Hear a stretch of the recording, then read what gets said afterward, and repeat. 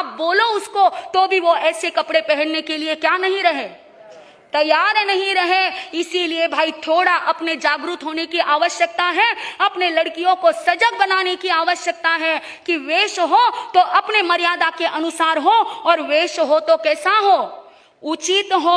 अरे भाई जब हम गोचरी के लिए घर पर जाते हैं और लड़कियों के कई बार हमारे सामने बहराने के लिए आती हैं, रूम से उनको बुलाया जाता है आवाज दे देते कर, तो ऐसे कपड़े पहनकर आती हैं। सच कहना उनके हाथ से बेरने की तो दूर, उनके पास में देखने की तक क्या नहीं होती, इच्छा नहीं होती।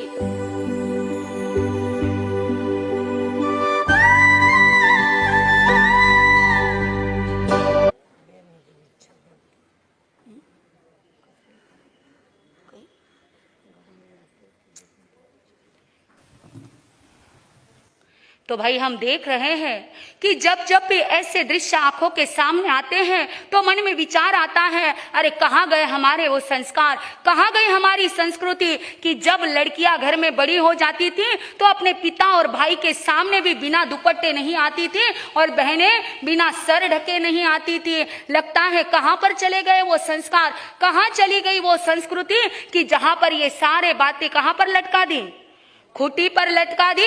जब ये संस्कार थे तब हमारे समाज में, हमारे देश में ऐसी ऐसी लड़कियां पैदा होती थी, चंदन बाला के जैसी, मीरा के जैसी, सीता के जैसे, जिनसे इतिहास बनता था और माताएं भी चाहती थी कि मेरी बेटी भी कैसी बने, ऐसे शूरवीर, ऐसे चंदन बाला, मीरा, सती इनके जैसी बने।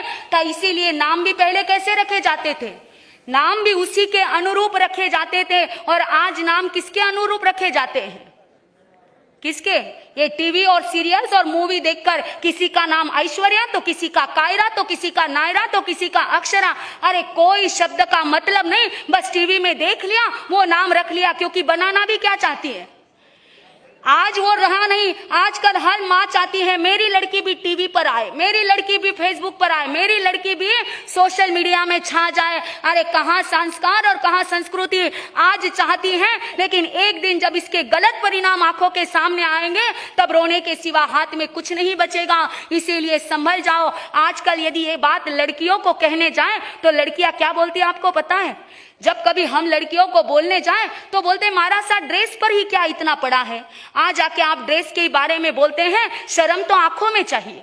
क्या कहती है लड़कियां, शर्म तो आंखों में चाहिए, ड्रेस में क्या धरा है। अरे भाई पर शर्म आपकी आंखों में है, क्या आपके देखने वालों के सबके आंखों में वो लज्जा, वो शर्म है? इसकी गारंटी दे सकते हैं कि जो आपको देखते हैं क्या वो सही बहुत अच्छे हैं सभी लोग?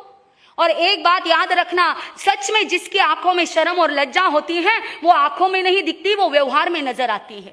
और जो जिसके आंखों में शर्म है, लज्जा है, हया है, वो चाहकर भी ऐसे गलत कपड़े पहन ही नहीं सकता। इसीलिए ये दुहाई मत दो कि ड्रेस पर क्या पड़ी है। भाई ये ड्रेस का प्रभाव लोगों पर बहुत पड़ता है।